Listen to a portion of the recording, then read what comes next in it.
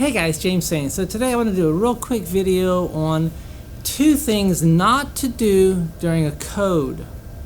Okay, number 1, do not push medications slow when the patient's dead.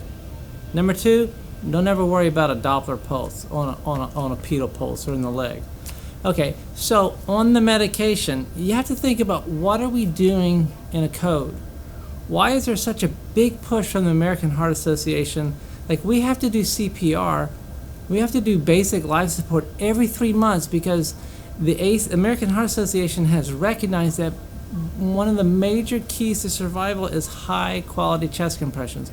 But you have to ask, why are we doing high quality chest compressions? It's because we need to circulate blood. Why do we need to circulate blood? Because it's carrying oxygen. So we have to get oxygen to the vital organs.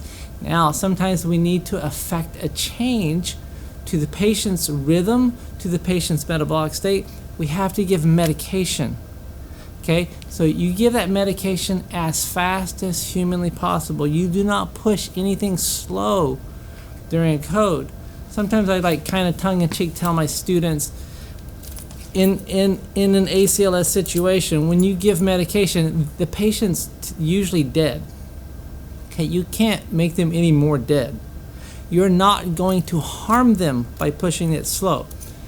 However, the caveat to that is you actually can make them more dead by pushing the medication slow.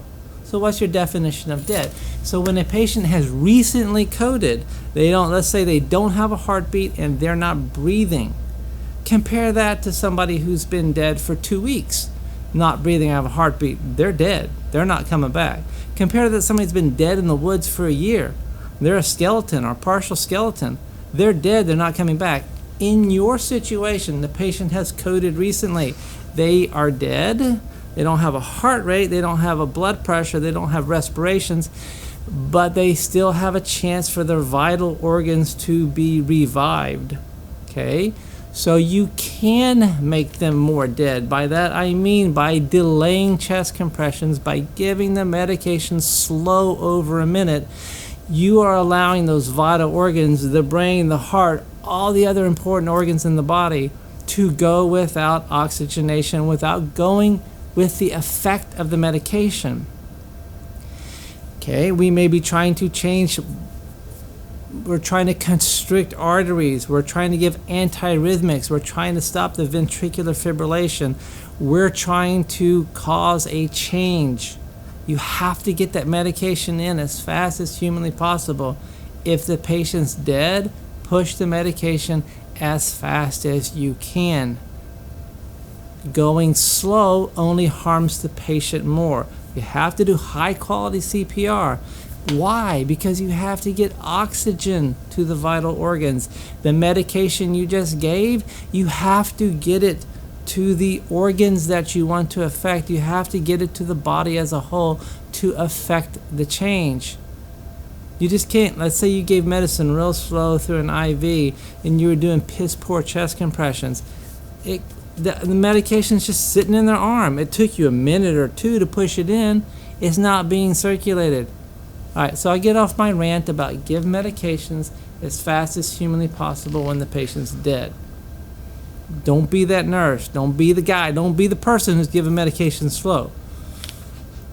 The second one, it's been like 4 years. I still remember it. And it happened like 2 codes in a row where we had code in the cath lab.